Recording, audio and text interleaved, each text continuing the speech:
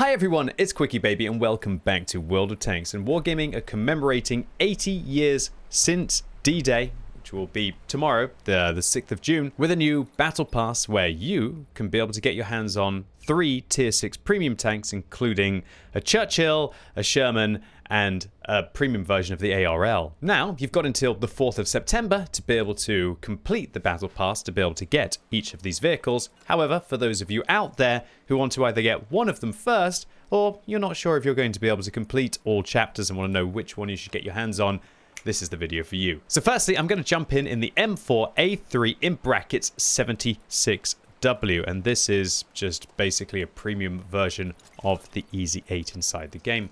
One of the nice things about the fact that these vehicles are premium is not only will you be making extra credits, but you'll also be able to put in any crew that you want. So there's really no point of even playing those tech tree tanks now, and I do expect that we'll see them played less on the battlefield and replaced with their premium variants. Honestly, I think this is better than Wargaming's previous Battle Pass system, where you kind of just got funky styles for certain vehicles. I feel as if the amount of tanks that I'm actually excited to be able to get styles for now is kind of running out. And it always feels bad to replace styles personally with something new when I kind of like the previous one, but I feel like I got to put the new thing on just because I managed to get it right. The only downside to the fact that this is going to be a battle pass where you get these tier 6 premiums is that there are no featured tanks as far as I can tell. Unless I'm being stupid, let me know in the comments down below, which means there's no opportunity to be able to get extra battle pass points, which means that this one is going to end up being more tricky than the previous ones. Because, for example, in the previous Battle Pass, I played the BZ75 a lot on my free-to-play account. Ended up getting like 500, 600 points or so. So maybe I ended up getting like 100 or 150 of those points as just bonus points on the BZ75. So yeah, this Battle Pass could end up being more tricky for a lot of you to be able to get through with no opportunity of playing bonus tanks to be able to get your bonus Battle Pass points. Add to this that apparently in a couple of weeks there's going to be a bonus chapter where I think you can get yourself either the Challenger or you can get yourself Ikeboo as commanders inside it, and that's going to be a time limited chapter. I don't know how hard it's going to be, but it's probably going to last for a couple of weeks. And yeah, it all seems like this battle pass could end up being quite a tricky one to be able to get through. Now, of course, the best way to be able to get through the battle pass is just to do your daily missions. While I know this sounds ridiculous, but if you play World of Tanks every day for the next 90 days, as long as you do your daily missions, which are relatively easy until you get kind of like that kill 4 tanks in a single game mission, and then maybe you're tearing your hair out or at least dropping down a few tiers and trying to kill steal, right? Then you'll easily be able to get through the battle pass, because just the bonus points that you get every day are 70, and that adds up over a 90-day period. In fact, you'll do most of the battle pass just with those points. And when you think that you're also earning points by trying to complete those daily missions, that's by far the best way to do it. Now, if you don't play World of Tanks every day, it does get substantially harder. You're going to have some days where you play quite a lot just grinding. And that's where I liked to play those bonus tanks, but they're not even really going to be, well, they're not available as far as I can tell. Alright, so let's talk about this. This is basically a premium version of the Easy 8. It's got a flashlight on the front, we can see, or a light on the front. Flashlight? You know what I mean. Some sandbags, some duffel bags, some helmets. It looks cool. It does look classic. It definitely looks like it could be historical, right?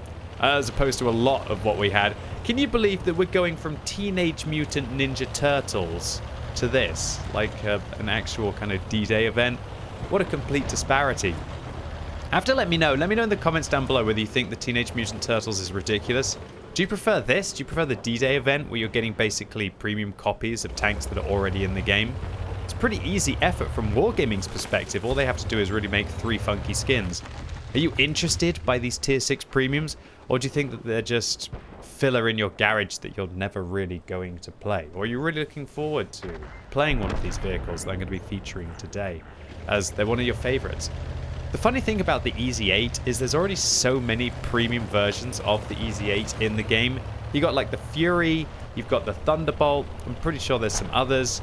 And then you've got the Assault Sherman, a vehicle that I featured in one of my videos called American Moment, I think it was, a few weeks ago, which is kind of similar. There's so many different Shermans inside the game. You've got one inside the French tech tree, the Revolurise at tier 8, albeit with a 105mm gun. It's just so weird. Alright, Let's go after this Jag Panzer IV, the first shot. And what I love about this tank, more than anything, is just this gun handling. You'll notice that, unfortunately, haven't updated my mods, so you can't see what equipment I'm using, but I'm going to be using gun rammer, vents, and vert stabs. This is actually one of the lowest tier tanks in the game that can use vert stabs, so go for it. Use those vert stabs. Don't make yourself a stationary target. Keep moving, make yourself awkward, and then benefit from the extra gun handling. It's an awesome module to use on any vehicle, but especially at a tier where other tanks just have poor gun handling. So side scraping could be a little tricky, but we're finding some issues with the Churchill armor here.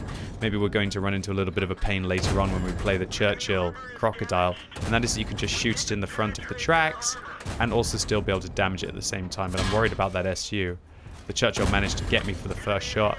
Hopefully I can manage to finish him off before he gets me again. There we go, we got him. He did manage to go through us a couple of times. Hopefully I'm going to go after this Cromwell. Just go for that free shot. Watch out for the SU. He could hit me for 390. I'm not sitting in front of that. That's a scary tank. Yeah, I think the VK can catch that shell instead of me. Should we go after this VK? Yes, we should. I did spam a lot of gold there at that Churchill. Can end up being quite an expensive way to play World of Tanks when you're spanking out the gold like that. I think this VK is going to poke. He looks like he is. That's with the 105. He shouldn't be able to pen me unless he fires heat and gets really lucky. The SU's come in. SU's ammo racked and has a broken gun. Eagle Eye, very useful for being able to gauge how effective your opponents might be against you. Oh, talk about effective. That shell wasn't effective. That subsequent shell wasn't effective either. This game's pretty close. It really shows you this is what the Easy 8 is good for, but undoubtedly what's terrible about this tank is the penetration. Look at this. 128 on your standard rounds and 177 on your premium.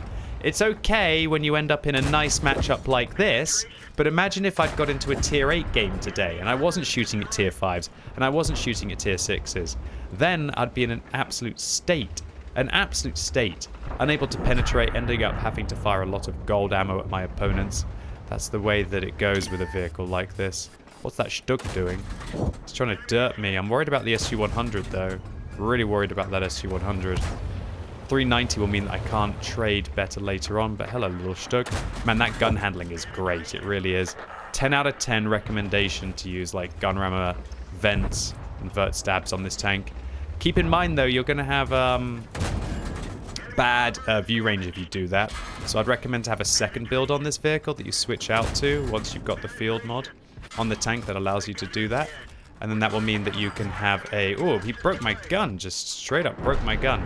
That will mean that you will be able to use like a coated optics and an exhaust build, which will maybe allow you to be... well, it won't maybe. It will definitely make you a lot more sneaky. I think the Stug is sitting in that bush, actually. I'm going to fire at him. This rate of fire on this tank is lovely. There we go. Get out of my game, bro. That's too predictable. All right, the SU is down. I can take one more shot from the T-3485. I don't know why my team doesn't want to help there. Kind of a huge hull on this vehicle and very weakly armored as well. I'm not thinking I can handle this T-3485, but I can take one more shot. There we go. I can shoot him once. He's got a dead commander, so I can easily shoot him twice. You know what? I'm just going to try and finish him, but he killed my gunner. That's awkward. Oh, yeah, baby. Let's go. Darn, I wish this wasn't the press account. Let me clarify that, by the way. If you're thinking that this is my main account, you're very wrong. This is my free-to-play account, and the reason why I hasten to say that is, look, don't be a whale, okay? Don't go and buy the premium battle pass and then skip the stages on day one just to be able to play these tanks. Play the battle pass over the next 3 months, relax, enjoy the game, and get it for free and save yourself some gold. So woohoo, 2,500 damage, 1,441 base experience and 4 kills.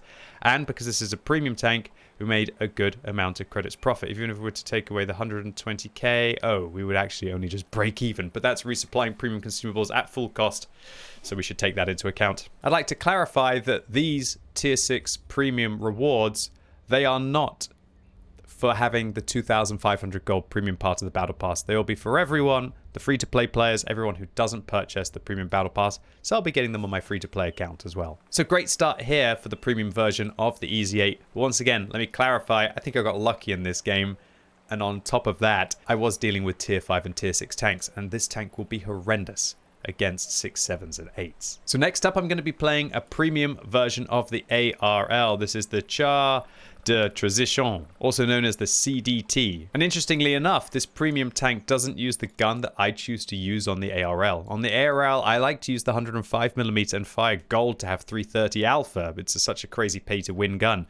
This tank, however, is using the 90mm, so I'm kind of not happy about that this thing's actually going to end up being kind of worse than the Tech Tree ARL, at least if you're willing to load gold and fire with the 105mm. Nevertheless, what do I think about the ARL in general? Do I think it's a great tank?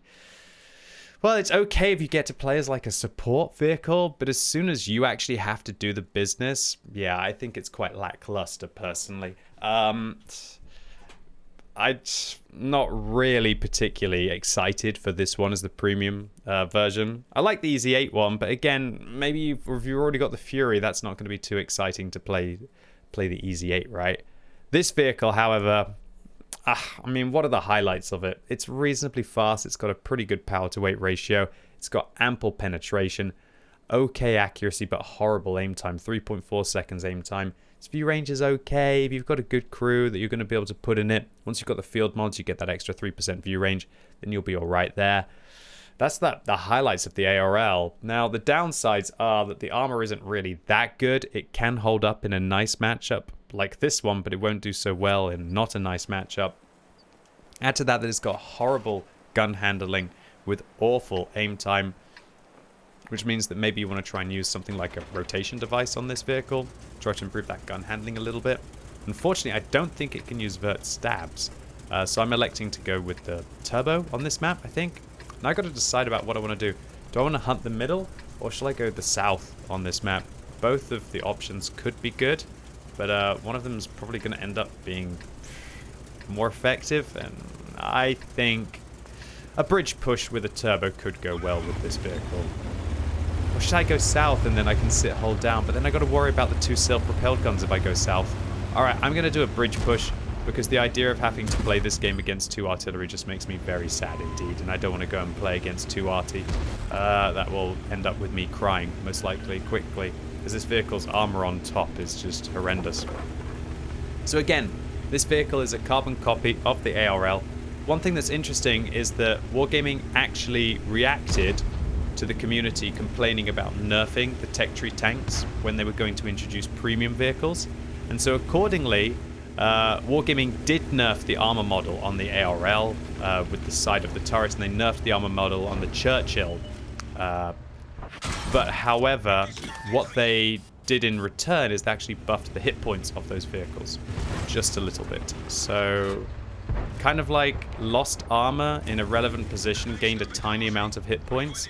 I honestly think they could have done a little bit more for those vehicles, because none of these 3 tanks that I'm going to play today actually have good statistics with regards to how people are playing them. That gun, it feels pretty okay. It feels pretty okay. This is not a gun that you want to get tagged with. But it's just that rate of fire is crazy. This gun works at tier 7, so to have it at tier 6 is quite nice. Just the problem is we just don't have any turret armor. Look, they're turning into Swiss cheese. So unless we've got like much more alpha than our opponents, we're really not going to make very good trades. And that's why I like to use the 105mm gun on the ARL. When I use the 105mm gun, it just works out so much better because I can load gold, have 330 alpha. When you have 330 alpha, it doesn't really matter if your rate of fire is not that good. Gotta watch out for the Skoda here. I'm hoping that my bridge holds him back. I'm going to keep falling back here and just looking for the poodle. If I knock this tree down, maybe it'll cover me a little bit as well. I don't think that poodle's going to take the second shot. I should probably just focus on the Skoda actually in front of me. It's a lovely position this, by the way, because not only can you hold down below, and one thing that is good about this vehicle is the 10 degrees of gun depression does mean that you can work ridge lines very well. But then you can also still hold at the front. Okay, an unusual bounce for the ARL. I'll take that. Again, this is because we're in a nice matchup. Do keep in mind that if you end up in a horrible matchup against the higher tier vehicles, then they are going to do some nasty things to your tank. So I'm getting very lucky with the matchmaking. It might be because it's the first game I'm playing in the vehicle, and maybe the matchmaker is actually giving me some slightly more lenient matchmaking at the start, but I'm not going to complain. These games seem to be going really well for me, and it's always nice when the games go well when I'm playing live for YouTube, you know? Much nicer when the games go well than when they don't go well. I'm going to have a quick look at the enemy team list and take a look to see if I was playing against bots here, but no, they are players. Well, no, gosh, everyone's going to think these tanks are really good now.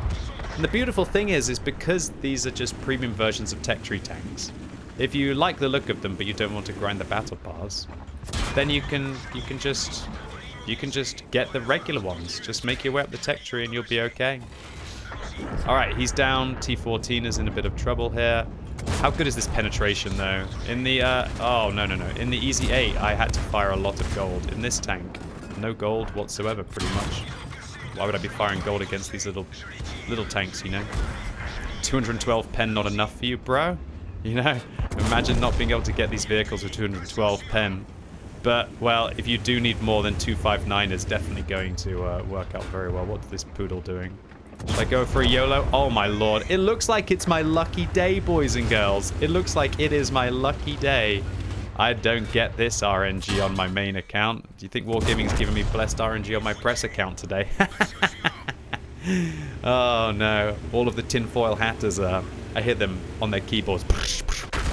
You see, QB, premium matchmaking on your press account is proven. Not really, but well, see, there we go. Definitely not premium matchmaking there on the M41. This game was looking a little too good, by the way. What's this? 3,000 damage dealt? 3,000 damage dealt. People are going to think these tanks are good. People are going to think these tanks are good. Excuse me, QB, while I go and spend 7,500 gold on the battle pass, I could go and dump another 30,000 gold to be able to skip all of the stages because I must have all of these vehicles right now and not wait to be able to actually play the game over the period.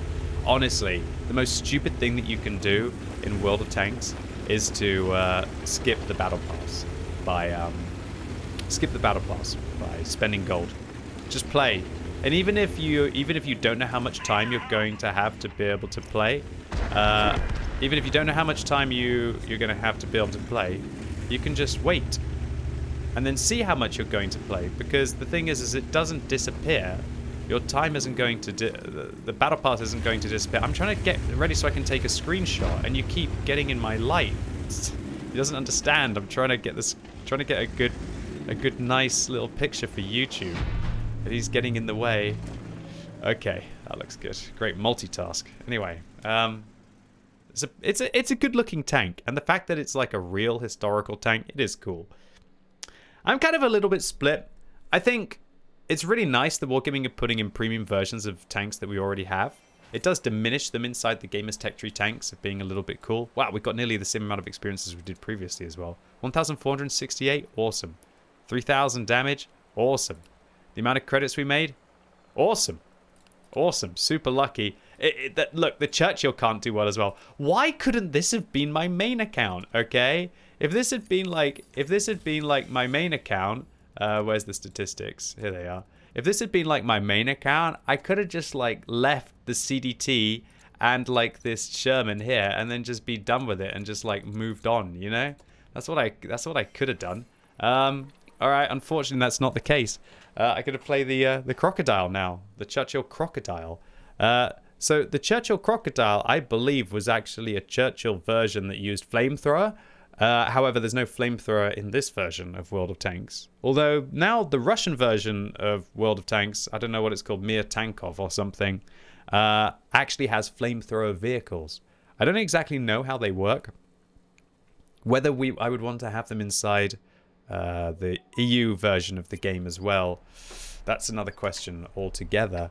You know, I'm a person who actually really likes when the game develops, but maybe because I've just played it a little bit too much.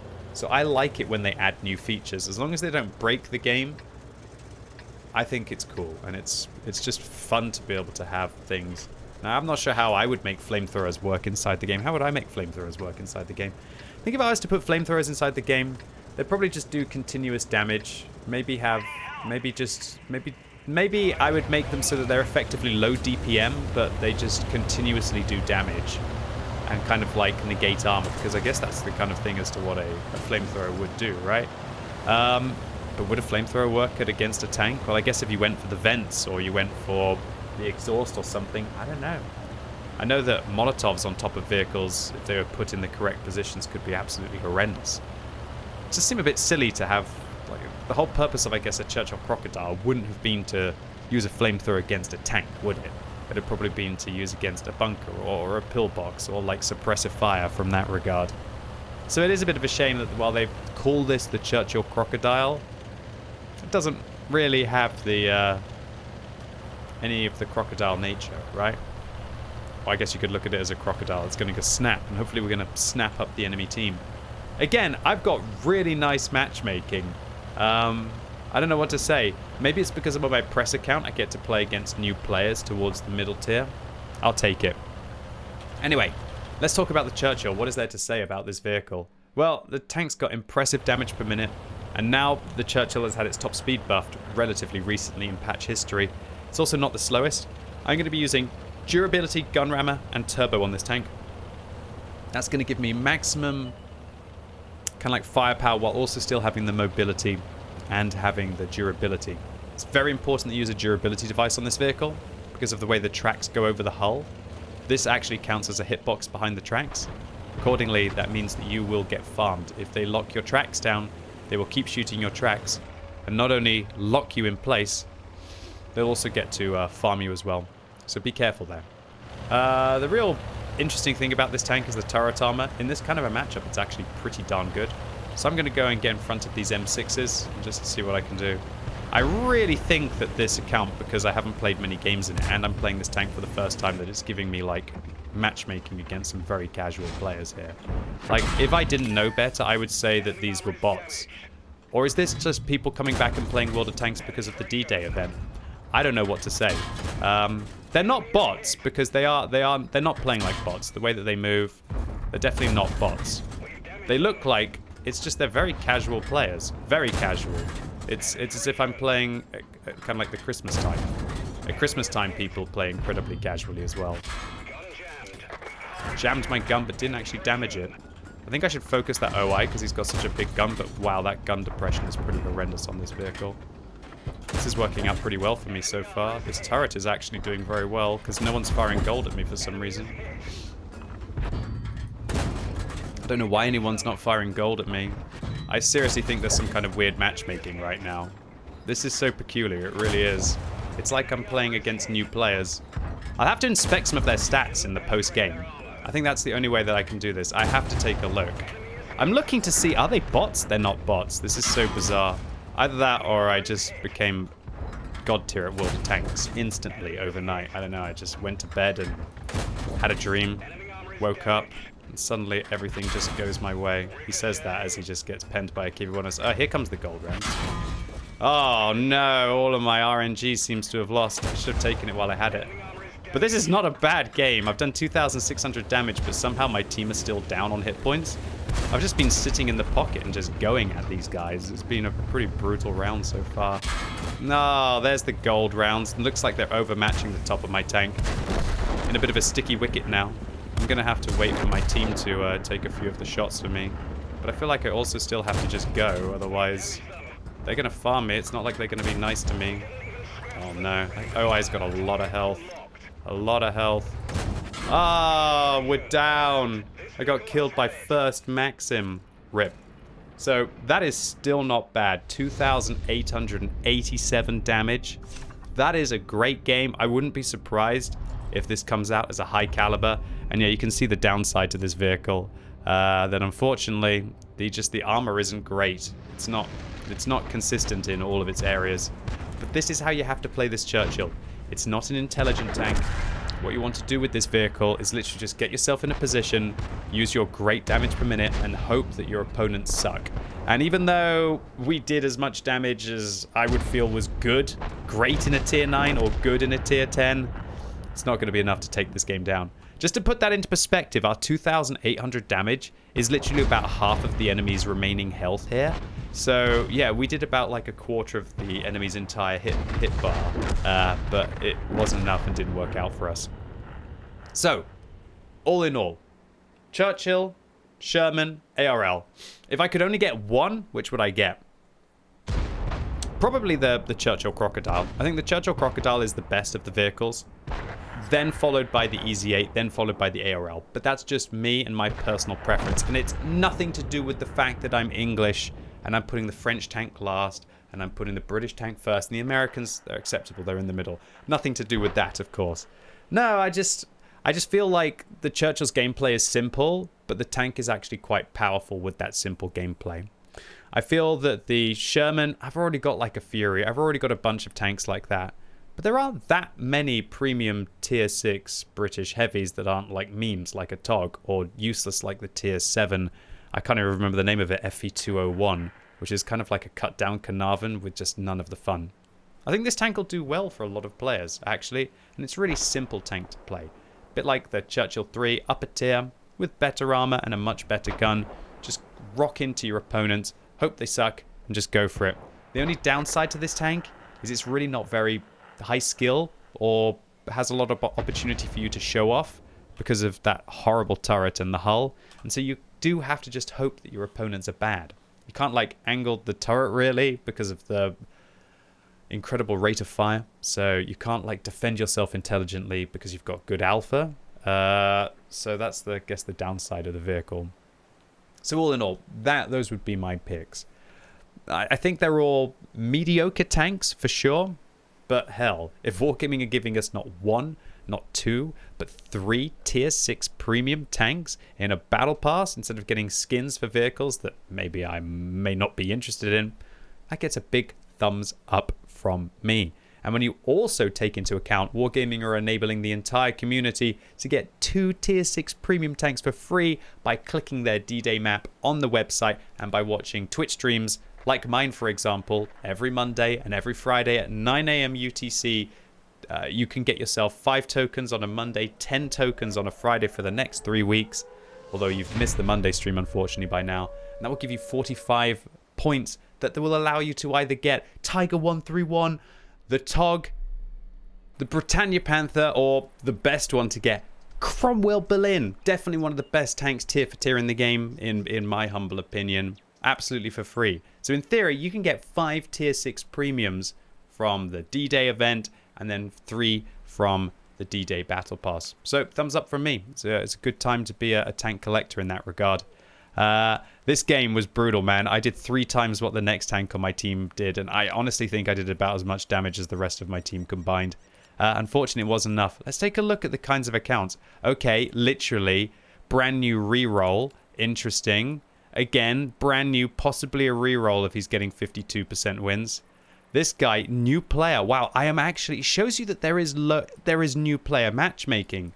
That's why this happened.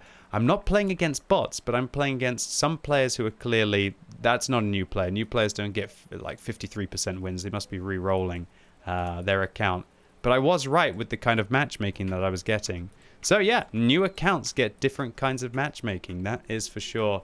A lot of people have asked me, just I'll deviate the story here a little bit, about skill-based matchmaking and whether I would want to have it inside World of Tanks. One of the biggest problems would be smurfing.